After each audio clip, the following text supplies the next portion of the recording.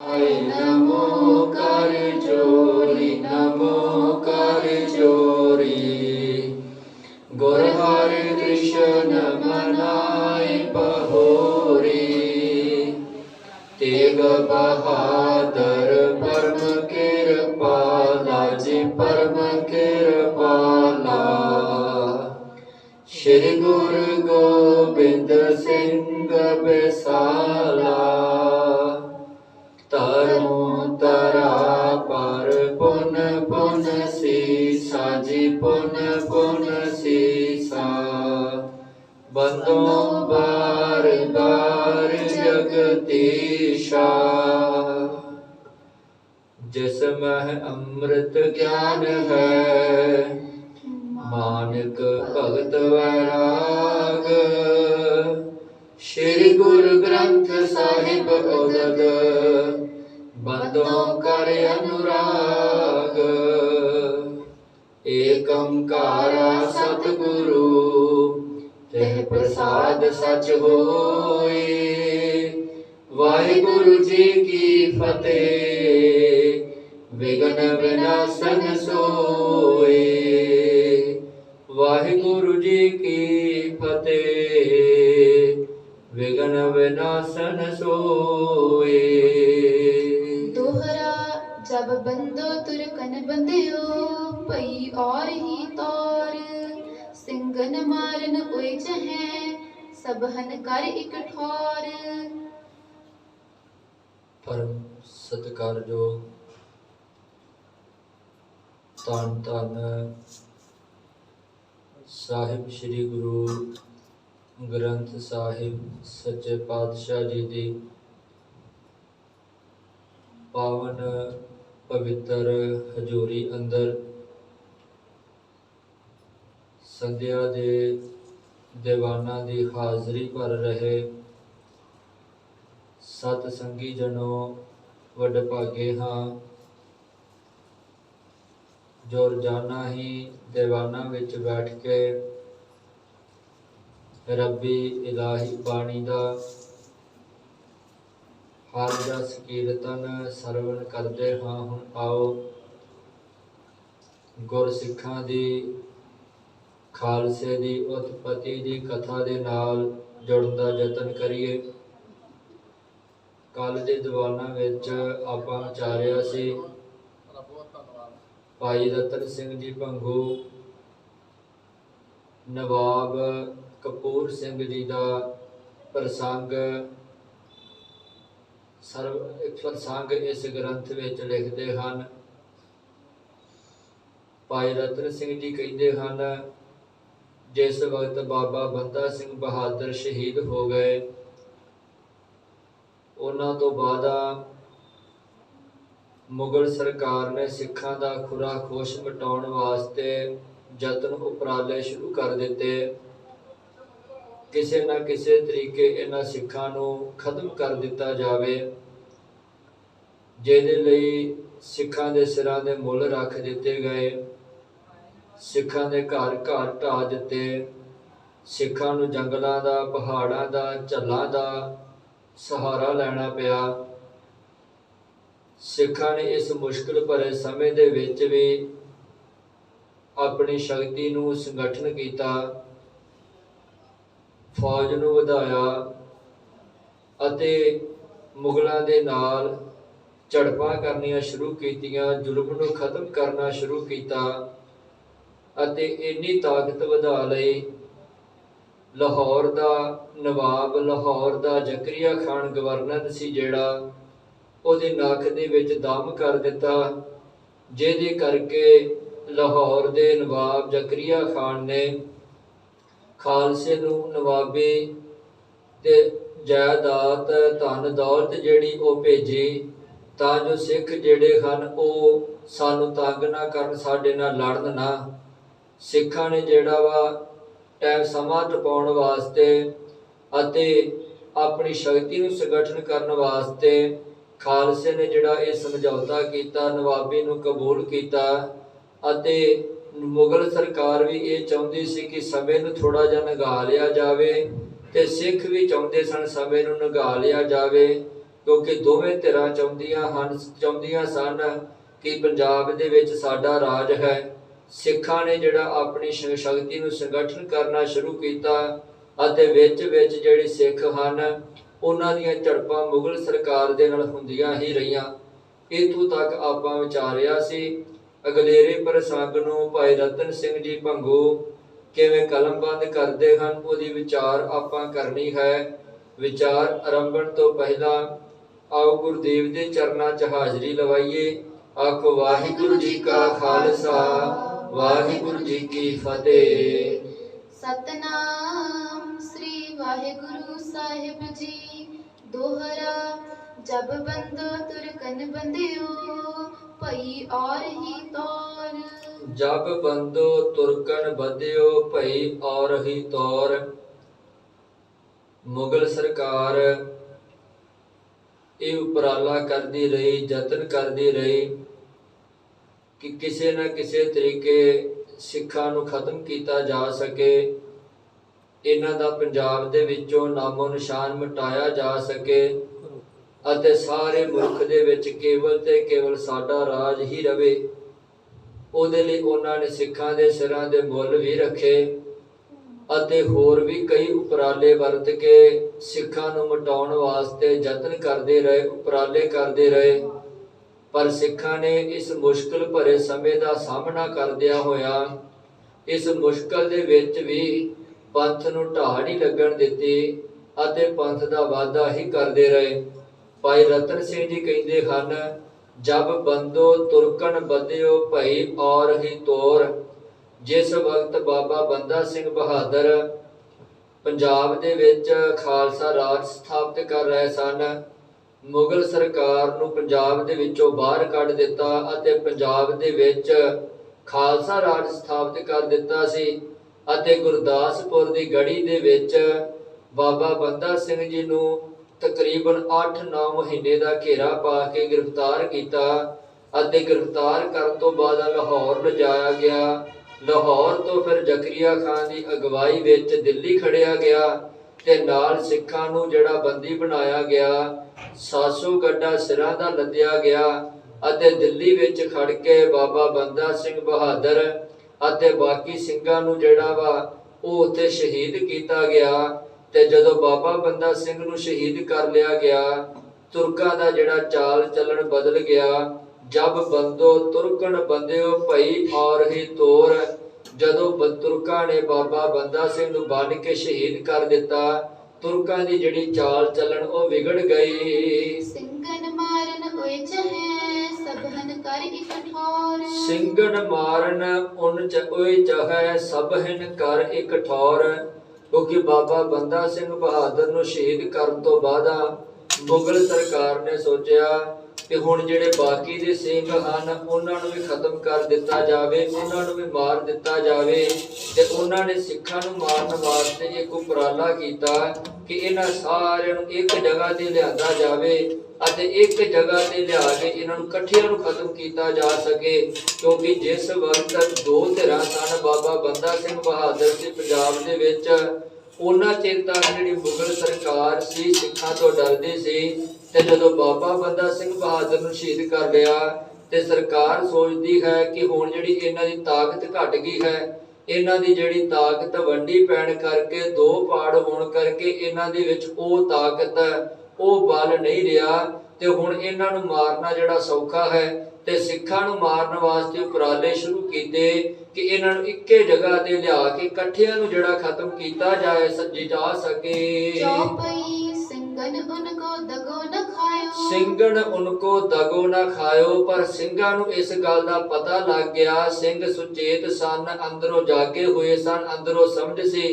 ਕਿਉਂਕਿ ਬਾਣੀ ਦੇ ਮੁਤਾਬਕ, ਬਾਣੀ ਦੇ ਅਨੁਸਾਰ ਜਿਹੜਾ ਮਨੁੱਖ ਅੰਦਰੋਂ ਜਾਗਿਆ ਹੋਇਆ ਉਹਨੂੰ ਕੋਈ ਵੀ ਧੋਖਾ ਨਹੀਂ ਦੇ ਸਕਦਾ, ਉਹਨੂੰ ਕੋਈ ਛਲ ਨਹੀਂ ਦੇ, ਉਹਦੇ ਨਾਲ ਕੋਈ ਛਲ ਨਹੀਂ ਕਰ ਸਕਦਾ, ਉਹਨਾਂ ਕੋਈ ਚਲਾਕੀਆਂ ਨਹੀਂ ਖੇਡ ਸਕਦਾ। ਕਿਉਂਕਿ ਉਹਨੂੰ ਸਾਰੀ ਸਮਝ ਹੈ ਕਿ ਕਿਹੜਾ ਬੰਦਾ ਕਿੱਥੋਂ ਬੋਲ ਰਿਹਾ ਹੈ, ਕੀ ਮੇਰੇ ਨਾਲ ਜਿਹੜਾ ਕਰਨਾ ਚਾਹੁੰਦਾ ਹੈ, ਕਿਹੋ ਜਿਹਾ ਮੇਰੇ ਨਾਲ ਵਿਹਾਰ ਵਰਤ ਰਿਹਾ ਹੈ, ਕਿਹੋ ਜਿਹੀ ਭਾਵਨਾ ਦੇ ਨਾਲ ਮੇਰੇ ਕੋਲ ਆਇਆ ਹੈ। ਉਹ ਸਾਰੀ ਦੀ ਸਾਰੀ ਖੇਡ ਉਹਨੂੰ ਪਤਾ ਹੁੰਦੀ ਹੈ। ਪਰ ਪ੍ਰਮਾਤਮਾ ਦੇ ਹੁਕਮ ਦੇ ਵਿੱਚ ਚੱਲਣ ਕਰਕੇ ਉਹ ਇਹਨਾਂ ਚੀਜ਼ਾਂ ਨੂੰ ਜਿਹੜਾ ਵਾ ਖਿਆਲ, ਇਹਨਾਂ ਚੀਜ਼ਾਂ ਦੀ ਜਿਹੜੀ ਪਰਵਾਹ ਨਹੀਂ ਕਰਦਾ, ਪਰ ਉਹਨੂੰ ਕੋਈ ਧੋਖਾ ਨਹੀਂ ਦੇ ਸਕਦਾ। ਸਤਿਗੁਰੂ ਜੀ ਨੇ ਬਾਣੀ ਵਿੱਚ ਇਸੇ ਕਰਕੇ ਬਚਨ ਕਹੇ ਹਨ, ਤਾਂ ਕੋ ਧੋਖਾ ਕਹਾਂ ਵਿਆਪੈ, ਜਾ ਕੋ ਓੜ ਤੁਹਾਰੀ।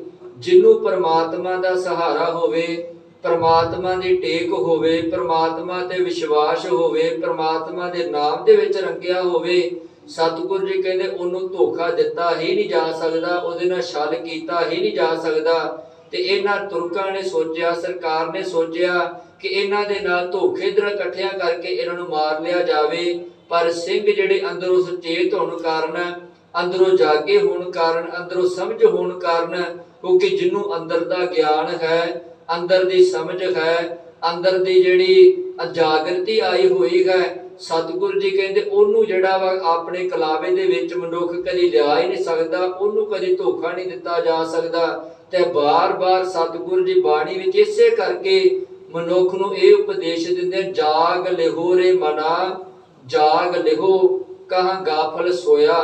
ਕਿਉਂਕਿ ਉਪਦੇਸ਼ ਦਿੰਦੇ ਹਨ ਕਿ ਮਨੁੱਖ, ਤੇਰਾ ਮਨ ਜਿਹੜਾ ਉਹ ਸੁੱਤਾ ਹੋਇਆ ਹੈ, ਤੇਰਾ ਮਨ ਜਿਹੜਾ ਹੈ ਉਹ ਵਿਕਾਰਾਂ ਦੀ ਨੀਂਦ ਵਿੱਚ ਸੁੱਤਾ ਹੋਇਆ ਵਾ, ਤੇ ਇਹਨੂੰ ਵਿਕਾਰਾਂ ਦੀ ਨੀਂਦ ਵੱਲੋਂ, ਅਗਿਆਨਤਾ ਦੀ ਨੀਂਦ ਵੱਲੋਂ, ਕਰਮ ਕਾਂਡਾਂ ਦੀ ਨੀਂਦ ਵੱਲੋਂ, ਅਤੇ ਜਿਹੜੇ ਤੂੰ ਭਰਮ ਵਿੱਚ ਪਿਆ ਹੋਇਆ, ਦੁਬਿਧਾ ਵਿੱਚ ਪਿਆ, ਇਸ ਨੀਂਦ ਵੱਲੋਂ ਇਸ ਨੂੰ ਜਗਾ ਤੇ ਅੰਦਰੋਂ ਜਿਹੜਾ ਸੁਚੇਤ ਹੋਵੇ। ਕਿਉਂਕਿ ਬਾਹਰੀ ਤੌਰ ਤੇ ਸਰੀਰ ਕਰਕੇ ਜਾਗਣਾ ਉਹ ਹੋਰ ਚੀਜ਼ ਹੈ, ਤੇ ਮਨ ਕਰਕੇ ਅੰਦਰੋਂ ਜਾਗਣਾ ਹੋਰ ਚੀਜ਼ ਹੈ। ਸਤਿਗੁਰੂ ਜੀ ਕਹਿੰਦੇ ਸਰੀਰ ਕਰਕੇ ਸਾਰੇ ਜਾਗਦੇ ਹਨ, ਪਰ ਮਨ ਕਰਕੇ ਜਿਹੜੇ ਤਕਰੀਬਨ ਸਾਰੇ ਸੁੱਤੇ ਹੋਏ ਹਨ। ਸਤਿਗੁਰੂ ਜੀ ਕਹਿੰਦੇ ਮਨ ਨੂੰ ਜਗਾਉਣਾ, ਕਿਉਂਕਿ ਸਤਿਗੁਰੂ ਜੀ ਬਾਣੀ ਵਿੱਚ ਕਹਿੰਦੇ ਹਨ, ਸ਼ਰਵਣ ਸੋਏ ਸੁਨ ਨਿੰਦ ਵਿਚਾਰ। ਕੰਨ ਜਿਹੜੇ ਸੁੱਤੇ ਹੋਏ ਹਨ ਪਰਾਈ ਨਿੰਦਿਆ ਸੁਣ ਸੁਣ ਕੇ, ਸ਼ਰਵਣ ਸੋਏ ਸੁਨ ਨਿੰਦ ਵਿਚਾਰ, ਰਸਨਾ ਸੋਈ ਲੋਭ ਮੀਠੇ ਸਾਧ, ਮਨ ਸੋਇਆ ਮਾਇਆ ਵਿਸਮਾਦ। ਸਤਿਗੁਰੂ ਜੀ ਕਹਿੰਦੇ ਮਨ ਤੇ ਮਾਇਆ ਦੇ ਵਿਸਮਾਦ ਵਿੱਚ, ਮਾਇਆ ਦੇ ਰੰਗ ਵਿੱਚ ਸੁੱਤਾ ਹੋਇਆ ਹੈ। ਤੇ ਸਤਿਗੁਰੂ ਜੀ ਕਹਿੰਦੇ ਇਸ ਕਰਕੇ ਹੇ ਮਨਾ, ਜਾਗ ਲਿਹੋ ਰੇ ਜਾਗ ਲਿਹੋ ਕਹਾਂ ਗਾਫਲ ਸੋਇਆ। ਜੋ ਤਨ ਉਪਜਿਆ ਸੰਗ ਹੀ, ਸੋ ਵੀ ਸੰਗ ਨਾ ਹੋਇਆ। ਆ ਜਿਹੜੇ ਸਰੀਰ ਦਾ ਤੂੰ ਮਾਣ ਕਰਦਾ ਵਾ, ਆ ਜਿਹੜਾ ਤੇਰਾ ਸਰੀਰ ਤੈਨੂੰ ਮਿਲਿਆ ਹੋਇਆ ਵਾ, ਸਤਿਗੁਰੂ ਜੀ ਕਹਿੰਦੇ ਜੋ ਕੁਝ ਤੈਨੂੰ ਮਿਲਿਆ ਇਹ ਵੀ ਤੇਰੇ ਨਾਲ ਨਿਭਣ ਵਾਲਾ ਨਹੀਂ, ਇਹ ਵੀ ਜਿਹੜਾ ਤੇਰਾ ਸਾਥ ਛੱਡਣ ਵਾਲੇ ਹਨ, ਇਹਨਾਂ ਨੇ ਵੀ ਤੇਰਾ ਸਾਥ ਨਹੀਂ ਦੇਣਾ। ਇਸ ਕਰਕੇ ਇਹਨਾਂ ਰਸਾਂ ਕਸਾਂ ਦੇ ਵਿੱਚੋਂ ਬਾਹਰ ਨਿਕਲ ਕੇ, ਜਿਹੜੀ ਪਰਮਾਤਮਾ ਨੇ ਬਣਾਈ ਹੋਈ ਮਾਇਆ ਹੈ ਉਹਦੇ ਵਿੱਚੋਂ ਬਾਹਰ ਨਿਕਲ ਕੇ, ਵਿਕਾਰਾਂ ਵਿੱਚੋਂ ਬਾਹਰ ਨਿਕਲ ਕੇ, ਅਗਿਆਨਤਾ ਵਿੱਚੋਂ ਬਾਹਰ ਨਿਕਲ ਕੇ ਆਪਣੇ ਆਪ ਨੂੰ ਜਗਾ। ਤੇ ਸਤਿਗੁਰੂ ਜੀ ਕਹਿੰਦੇ ਜਿੰਨੇ ਜਗਾ ਲਿਆ ਉਹਨੂੰ ਜਿਹੜਾ ਵਾ ਠੱਗਿਆ ਨਹੀਂ ਜਾ ਸਕਦਾ, ਉਹਨੂੰ ਧੋਖਾ ਨਹੀਂ ਦਿੱਤਾ ਜਾ ਸਕਦਾ, ਉਹਦੇ ਨਾਲ ਛਲ ਨਹੀਂ ਕੀਤਾ ਜਾ ਸਕਦਾ। ਤੇ ਜਦੋਂ ਤੁਰਕਾਂ ਨੇ ਇਸ ਚਾਲ ਨੂੰ ਅਪਣਾਇਆ, ਸਿੰਘ ਅੱਗਿਓਂ ਜਾਗੇ ਹੋਏ ਸਨ, ਅੰਦਰੋਂ ਸੁਚੇਤ ਸਨ, ਅੰਦਰੋਂ ਸਾਰੀ ਸਮਝ ਸੀ, ਜਿਹਦੇ ਕਰਕੇ ਸਿੰਘ ਜਿਹੜੇ ਇਹਨਾਂ ਦੇ ਕਲਾਵੇ ਵਿੱਚ, ਇਹਨਾਂ ਦੇ ਧੋਖੇ ਦੇ ਵਿੱਚ, ਇਹਨਾਂ ਦੇ ਛਲ ਵਿੱਚ ਨਹੀਂ ਆਏ। ਡੇਰਾ ਆਗੇ ਸਿੰਘਨ ਚਲਾਇਓ, ਡੇਰਾ ਆਗੇ ਸਿੰਘਨ ਚਲਾਇਓ। ਸਿੱਖਾਂ ਦੀ ਜਿਹੜੀ ਗਿਣਤੀ ਘੱਟ ਹੋਣ ਕਰਕੇ, ਤਾਕਤ ਘੱਟ ਹੋਣ ਕਰਕੇ, ਅਤੇ ਸਿੱਖਾਂ ਨੇ ਜਿਹੜਾ ਵਾ ਸਮੇਂ ਦੀ ਲਿਆਕਤ ਨੂੰ ਜਾਣਦਿਆਂ ਹੋਇਆ, ਸਤਿਗੁਰੂ ਜੀ ਦੇ ਪਿਆਰੇ ਖਾਲਸੇ ਨੇ, ਸਿੱਖਾਂ ਨੇ ਅੰਮ੍ਰਿਤਸਰ ਸਾਹਿਬ ਤੋਂ ਕੂਚ ਕਰ ਦਿੱਤਾ ਕਿ ਆਪਾਂ ਕੁਝ ਸਮਾਂ ਕਿਸੇ ਹੋਰ ਜਗ੍ਹਾ ਤੇ ਚਲੇ ਜਾਈਏ, ਆਪਣੀ ਸ਼ਕਤੀ ਨੂੰ ਸੰਗਠਨ ਕੀਤਾ ਜਾਵੇ, ਆਪਣੀ ਤਾਕਤ ਨੂੰ ਵਧਾਇਆ ਜਾਵੇ। ਤੇ ਅੰਮ੍ਰਿਤਸਰ ਦਰਬਾਰ ਸਾਹਿਬ ਦਾ ਪ੍ਰਬੰਧ ਚਲਾਉਣ ਵਾਸਤੇ ਸਿਰਫ ਜਿਹੜੇ ਪੂਜਾ ਕਰਨ ਵਾਲੇ, ਪਾਠ ਪੂਜਾ ਵਾਲੇ ਅਰਦਾਸੀਏ ਸਿੱਖ ਸਨ, ਜਿਹੜੇ ਚੰਗੀ ਤਰ੍ਹਾਂ ਜਿਹੜੇ ਤਿਆਰ ਬਰ ਤਿਆਰ ਸਨ, ਉਹਨਾਂ ਨੂੰ ਉੱਥੇ ਰਹਿਣ ਦਿੱਤਾ ਕਿ ਤੁਸੀਂ ਇਸ ਦਾ ਪ੍ਰਬੰਧ ਸੰਭਾਲੋ, ਅਸੀਂ ਜਿਹੜਾ ਬਾਹਰ ਜਾ ਕੇ ਆਪਣੀ ਤਾਕਤ ਨੂੰ ਸੰਗਠਨ ਕਰਦੇ ਹਾਂ। ਐਸੀ ਭਈ ਸਿੰਘਨ ਕੀ ਚਾਲ, ਐਸੀ ਭਈ ਸਿੰਘਨ ਕੀ ਚਾਲ। ਇਦਾਂ ਦੀ ਸਿੰਘਾਂ ਨੇ ਜਿਹੜੀ ਚਾਲ ਚੱਲ ਲਈ, ਸਿੰਘਾਂ ਨੇ ਵੀ ਜਿਹੜਾ ਉਪਰਾਲਾ ਕਰ ਲਿਆ। ਤੁਰਕ ਨ ਛੋੜੈ ਪੰਥੇ ਖਿਆਲ, ਤੁਰਕ ਨ ਛੋੜੈ ਪੰਥੇ ਖਿਆਲ। ਜਿਹੜੇ ਤੁਰਕ ਹਨ ਉਹ ਵੀ ਖਾਲਸੇ ਪੰਥ ਦਾ ਖਿਆਲ ਨਹੀਂ ਛੱਡਦੇ, ਉਹ ਵੀ ਚਾਹੁੰਦੇ ਹਨ ਕਿ ਇਹਨਾਂ ਨੂੰ ਖਤਮ ਹੀ ਕੀਤਾ ਜਾਵੇ, ਇਹਨਾਂ ਨੂੰ ਮਾਰਿਆ ਹੀ ਜਾਵੇ, ਇਹਨਾਂ ਦਾ ਨਾਸ਼ ਹੀ ਕੀਤਾ ਜਾਵੇ। ਕਿਉਂਕਿ ਤੁਰਕਾਂ ਨੂੰ ਪਤਾ ਸੀ ਕਿ ਸਾਡੀ ਤਾਕਤ ਦੇ ਬਰਾਬਰ ਕੇਵਲ ਤੇ ਕੇਵਲ ਇੱਕੋ ਤਾਕਤ ਹੈ, ਉਹ ਹੈ ਖਾਲਸਾ। ਜੇ ਖਾਲਸਾ ਇਕੱਠਾ ਹੋ ਗਿਆ, ਖਾਲਸੇ ਦੀ ਤਾਕਤ ਵੱਧ ਗਈ, ਖਾਲਸੇ ਨੇ ਆਪਣੇ ਉਪਰਾਲੇ ਕਰਨੇ ਸ਼ੁਰੂ ਕਰ ਦਿੱਤੇ, ਤੇ ਸਾਡਾ ਜਿਹੜਾ ਬਚਣਾ ਔਖਾ ਹੋ ਜਾਵੇਗਾ। ਠੀਕ ਉਦਾਂ ਜਿੱਦਾਂ ਬਾਬਾ ਬੰਦਾ ਸਿੰਘ ਬਹਾਦਰ ਨੇ ਸਾਨੂੰ ਖੁਆਰ ਕੀਤਾ ਸੀ ਜਿਵੇਂ ਬਾਬਾ ਬੰਦਾ ਸਿੰਘ ਬਹਾਦਰ ਨੇ ਸਾਡੇ ਨੱਕ ਵਿੱਚ ਦਮ ਕੀਤਾ ਸੀ, ਜੇ ਕਿਤੇ ਇਹ ਹੁਣ ਫਿਰ ਇਕੱਠੇ ਹੋ ਗਏ, ਇਹਨਾਂ ਨੇ ਤਾਕਤ ਵਧਾ ਲਈ ਤੇ ਸਾਡਾ ਜਿਹੜਾ ਇਹਨਾਂ ਨੂੰ ਖਤਮ ਕਰਨਾ ਮਾਰਨਾ ਔਖਾ ਹੋ ਜਾਵੇਗਾ, ਬਲਕਿ ਇਹਨਾਂ ਨੇ ਸਾਨੂੰ ਮਾਰ ਦੇਣਾ ਹੈ, ਇਹਨਾਂ ਨੇ ਸਾਨੂੰ ਜਿਹੜਾ ਫਿਰ ਖਤਮ ਕਰ ਦੇਣਾ ਹੈ, ਸਾਡੇ ਕੋਲ ਰਾਜ ਭਾਗ ਸਾਰਾ ਕੁਝ ਖੋਹ ਲੈਣਾ ਹੈ। ਇਸ ਕਰਕੇ ਇਹਨਾਂ ਨੂੰ ਮਾਰਨਾ ਜ਼ਰੂਰੀ ਹੈ। ਸਿੰਘਾਂ ਨੇ ਭਾਵੇਂ ਅੰਮ੍ਰਿਤਸਰ ਸਾਹਿਬ ਦੀ ਧਰਤੀ ਤੋਂ ਕੂਚ ਕਰ ਲਿਆ, ਪਰ ਤੁਰਕਾਂ ਨੇ ਇਹ ਖਿਆਲ ਨਹੀਂ ਛੱਡਿਆ, ਕਿਉਂਕਿ ਉਹ ਚਾਹੁੰਦੇ ਸਨ ਕਿ ਇਹਨਾਂ ਨੂੰ ਮਾਰਿਆ ਹੀ ਜਾਵੇ। ਨਹਿ ਸਿੰਘਨ ਪੈ ਗੜ ਕੂ ਕੋਟ, ਨਹਿ ਸਿੰਘਨ ਪੈ ਗੜ ਕੂ ਕੋਟ। ਸਿੰਘ ਜਿਸ ਵਕਤ ਅੰਮ੍ਰਿਤਸਰ ਸਾਹਿਬ ਦੀ ਧਰਤੀ ਤੋਂ ਨਿਕਲਦੇ ਹਨ, ਨਾ ਸਿੱਖਾਂ ਦੇ ਕੋਲ ਕੋਈ ਗੜ ਹੈ, ਨਾ ਕੋਈ ਕੋਟ ਹੈ, ਨਾ ਕੋਈ ਅਜਿਹਾ ਆਸਰਾ ਹੈ ਜਿੱਥੇ ਜਾ ਕੇ ਸਿੱਖ ਰਹਿ ਸਕਣ, ਕਿਉਂਕਿ ਜਿਨ੍ਹਾਂ ਇਲਾਕਿਆਂ ਵਿੱਚ ਬਾਬਾ ਬੰਦਾ ਸਿੰਘ ਨੇ ਰਾਜ ਸਥਾਪਿਤ ਕੀਤਾ ਹੋਇਆ ਸੀ, ਉਹ ਸਾਰੇ ਦੇ ਸਾਰੇ ਇਲਾਕੇ ਫਿਰ ਜਿਹੜੇ ਤੁਰਕਾਂ ਨੇ ਜਿੱਤ ਲਏ ਸਨ। ਜਿੰਨੇ ਕਿਲਿਆਂ ਨੂੰ ਬਾਬਾ ਬੰਦਾ ਸਿੰਘ ਬਹਾਦਰ ਨੇ ਬਣਾਇਆ ਤੇ ਜਿੱਤਿਆ, ਉਹ ਸਾਰੇ ਦੇ ਸਾਰੇ ਫਿਰ ਸਰਕਾਰ ਦੇ ਕੋਲ ਚਲੇ ਚੁੱਕੇ ਸਨ। ਇਸ ਕਰਕੇ ਸਿੱਖਾਂ ਦੇ ਕੋਲ ਨਾ ਕੋਈ ਕੋਟ ਸੀ, ਨਾ ਕੋਈ ਗੜ ਸੀ ਜਿਹਦਾ ਸਹਾਰਾ ਲਿਆ ਜਾ ਸਕੇ। ਜਹਾਂ ਲੜੈ ਵੜ ਜਾ ਕੀ ਓਟ, ਜਹਾਂ ਲੜੇ ਵੜ ਜਾ ਕੀ ਓਟ, ਜਿਹਦੇ ਵਿੱਚ ਵੜ ਕੇ ਜਿਹਦਾ ਓਟ ਆਸਰਾ ਲੈ ਕੇ ਸਹਾਰਾ ਲੈ ਕੇ ਤੁਰਕਾਂ ਦੇ ਲੜਿਆ ਜਾ ਸਕੇ, ਆਪਣੀ ਸ਼ਕਤੀ ਨੂੰ ਸੰਗਠਨ ਕੀਤਾ ਜਾ ਸਕੇ।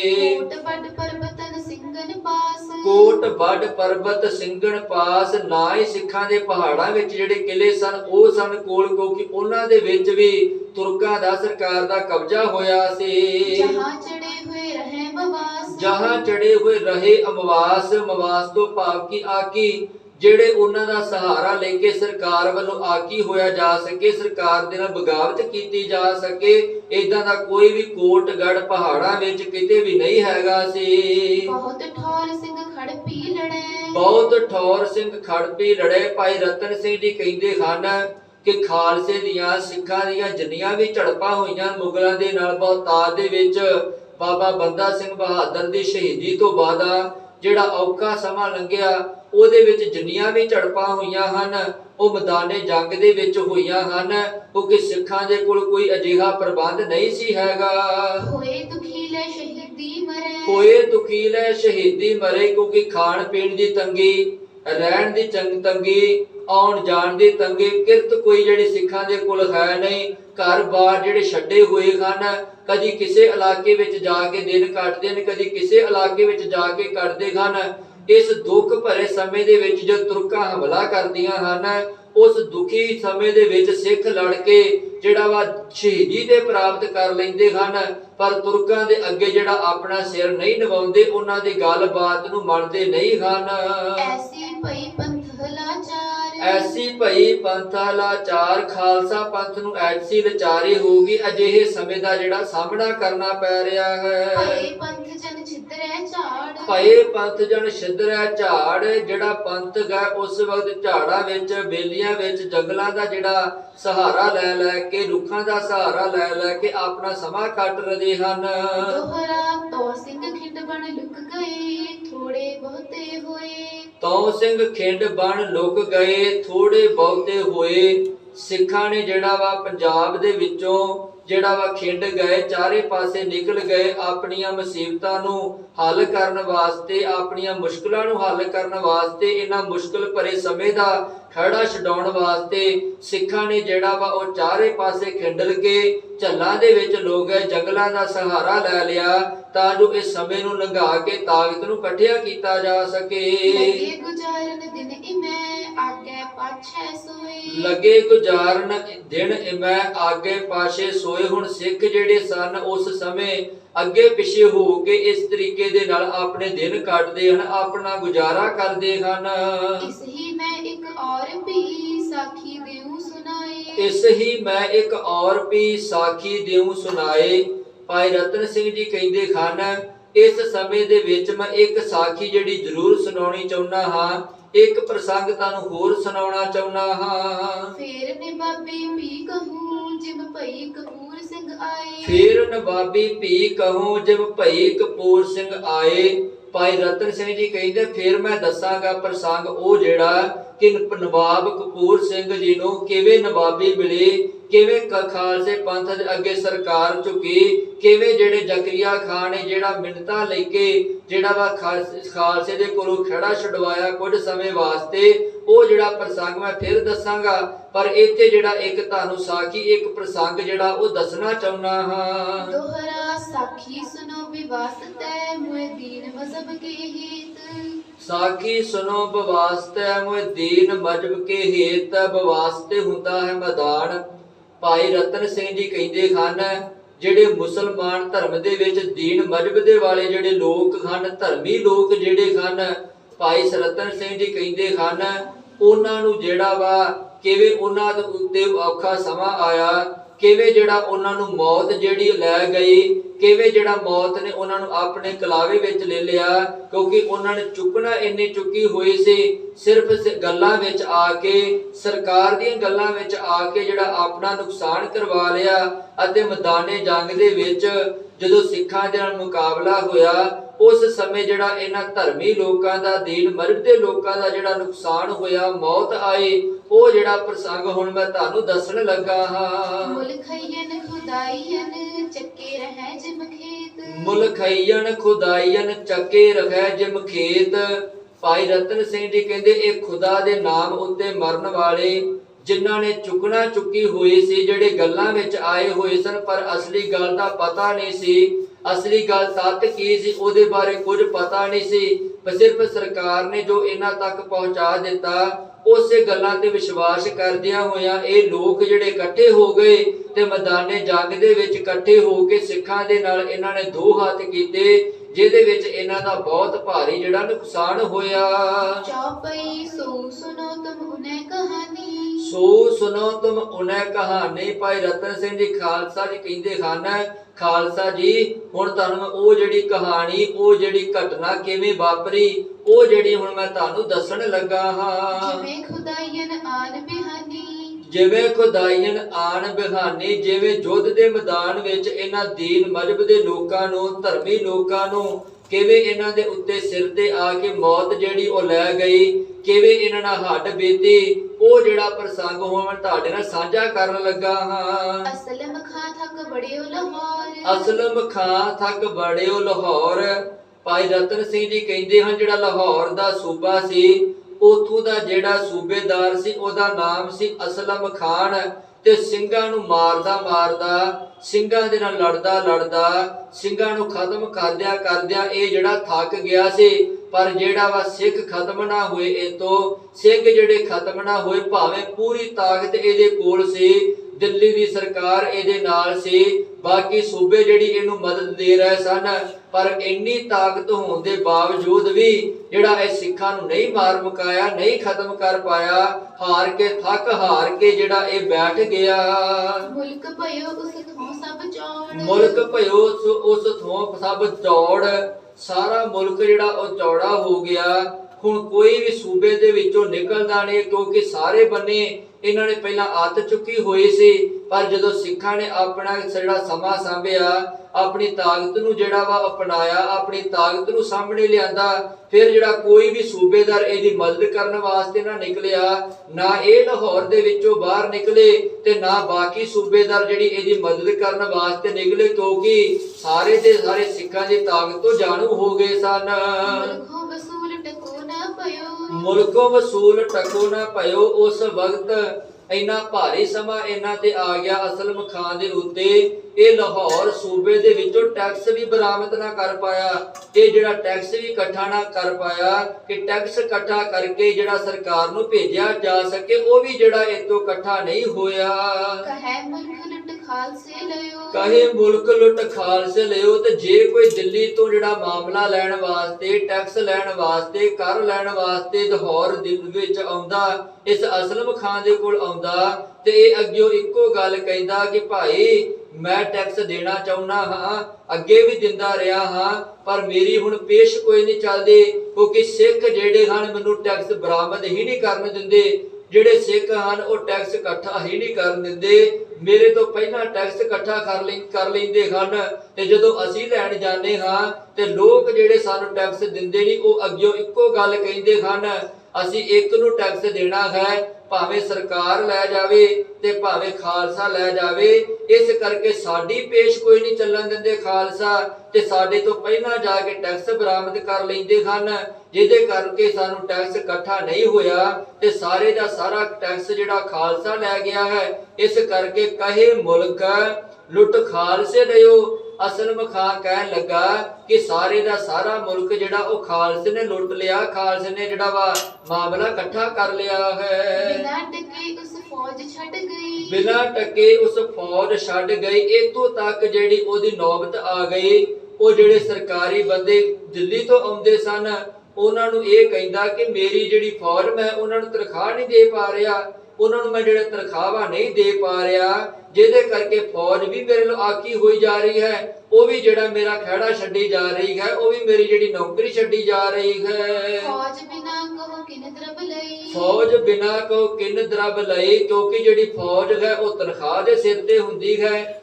ਤੇ ਜਦੋਂ ਤਨਖਾਹ ਹੀ ਨਹੀਂ ਮਿਲੀ ਤੇ ਫੌਜ ਨੇ ਵੀ ਫਿਰ ਸੂਬੇਦਾਰ ਦਾ ਜਿਹੜਾ ਖਹਿੜਾ ਛੱਡਣ ਲੱਗ ਪਏ। ਹੌਲੀ ਹੌਲੀ ਫੌਜ ਵਿੱਚੋਂ ਬਾਹਰ ਨਿਕਲਣ ਲੱਗ ਪਏ, ਤੇ ਜਦੋਂ ਸੂਬੇਦਾਰ ਤੋਂ ਫੌਜ ਨਾ ਰਹੀ ਤੇ ਭਾਈ ਰਤਨ ਸਿੰਘ ਜੀ ਕਹਿੰਦੇ ਫਿਰ ਫੌਜ ਤੋਂ ਬਿਨਾਂ ਕਿਹੜਾ ਟੈਕਸ ਕਿਸੇ ਨੂੰ ਦਿੰਦਾ ਹੈ, ਕਿਉਂਕਿ ਤਾਕਤ ਹੋਵੇਗੀ, ਪਿੱਛੇ ਬਲ ਹੋਵੇਗਾ, ਪਿੱਛੇ ਕਿਹਦਾ ਹੱਥ ਹੋਵੇਗਾ, ਤਾਂ ਹੀ ਅਗਲੇ ਦਾ ਸਿੱਕਾ ਚੱਲਦਾ ਹੈ, ਅਗਲੇ ਦੀ ਗੱਲਬਾਤ ਕੋਈ ਜਿਹੜੀ ਮੰਨਦਾ ਹੈ।